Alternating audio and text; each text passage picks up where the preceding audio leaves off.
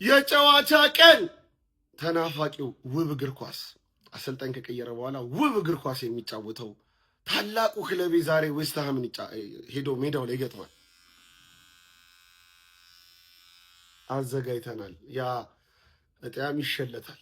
ዛሬ ዩናይትድ ያሸንፋል የሚል ግምት አለኝ። ተጫዋቾቹ ካሉበት ቅርጽ አንጻር ማለት ነው። ብሩኖ ፈርናንዴዝ የኔ ተጫዋች ነው።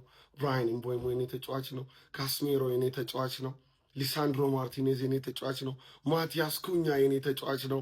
ኮቢ ሜኑ የኔ አባት የኔ ተጫዋች ነው። እነዚህን ተጫዋቾች ይዤ በዌስትሃም እሸነፋለሁ የሚል ግምት የለኝም። ዛሬ ቡድናችን ያሸንፋል። ድል ለዩናይትድ።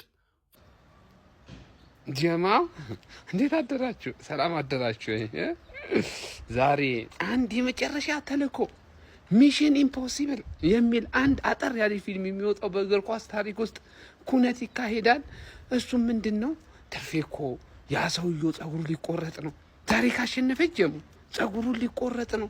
ስንት መላገጫ መላላጫ እንዳሉን ቲም አሁን ያ ሰውዬ እኮ ከተቆረጠ ማለት ችግር ውስጥ መግባታችን ነው። በቃ ዋንጫው የኛ ነው።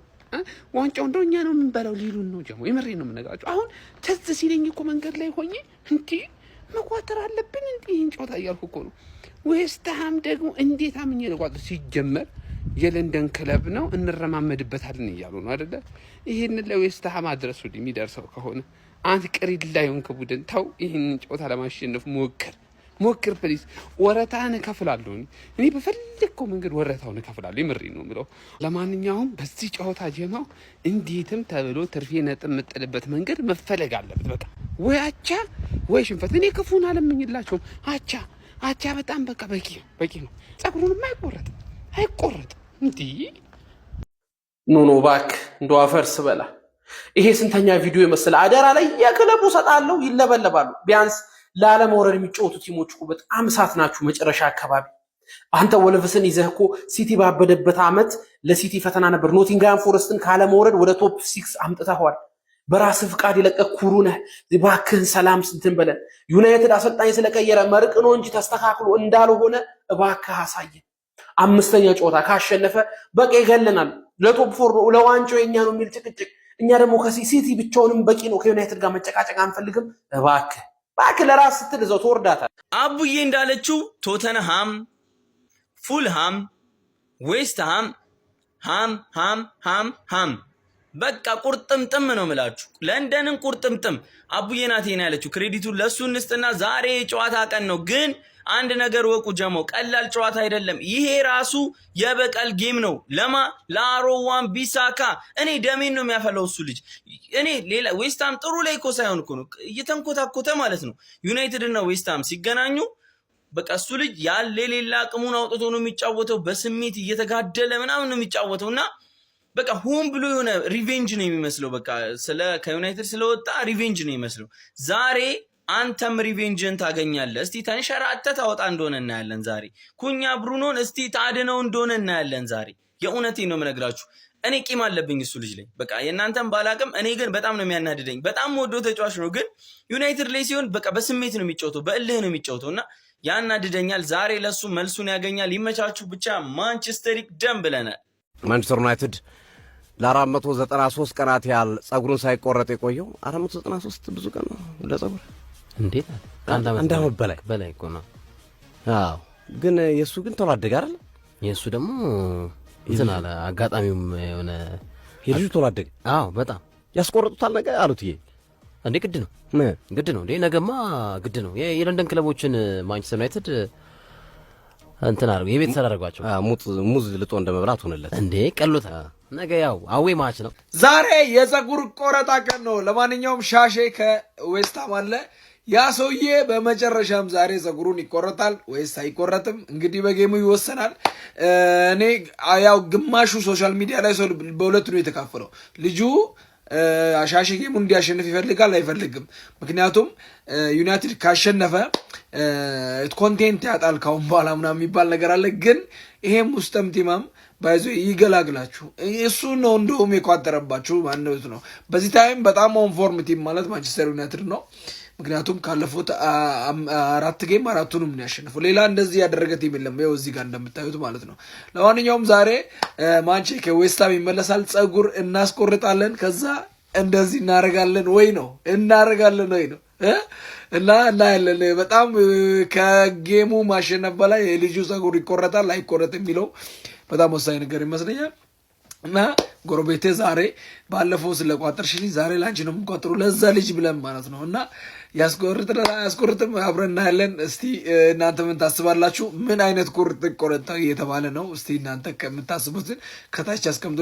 ራስታ ሁነን ገብተን መላጣ ሁነን የምንወጣበት ጨዋታ ዛሬ ምሽት 5 ሰዓት ላይ ከዌስትሃም ጋር ይካሄዳል ማለት ነው። በጣም የሚገርመው ግን ይሄ ልጅ ምን ያክል ተጽዕኖ እንደፈጠረ ማለት ነው። ጭራሽ ማይክል ካሪክንም ጠይቀውታል። ያንተውትና ፕሪሚየር ሊጉላ ማለት ነው የቆረጣ ቀን ምናምን ብሎ ኦፊሻል ፔጁ ላይ ፖስት አድርጓል ማለት ነው። ይሄ ደግሞ 433 ላይ ያገኘሁት ማለት ነው። እንዲሁ ነን ገብተን ተመልጠን የምንወጣበት ጨዋታ ነው። ድል ለኃያሉ ክለባችን ማንቸስተር ዩናይትድ። ግሎሪ ማን ዩናይትድ።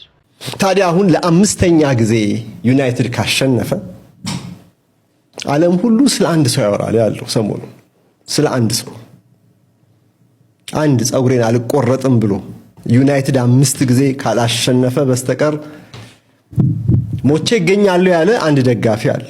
መቼም በየሀገሩ ዩናይትድ እስከ 1 ቢሊዮን ገደማ ደጋፊዎች አሉት ይባላል በመላው ዓለም እንደራሱ እንደ ማንቸስተር ዩናይትድ ጥናታዊ መረጃ እንደው ያ ተጋኖ ቢሆን እንኳን 600-700 ሚሊዮን ደጋፊ የሚያጣ ይመስለኛል። በየሀገሩ በየአካባቢው መቼም እንዲህ ያሉ ታሪኮች በብዛት ሳንሰማ አንቀርም። ይሄ ሰው ግን እንደው እድለኛ ሆኖ የተለየ ትኩረት አግኝቷል። ማንቸስተር ሲቲን፣ ሊቨርፑልን፣ ፉልሃምን እና ቶተንሃምን ካሪክ አሸነፈለት።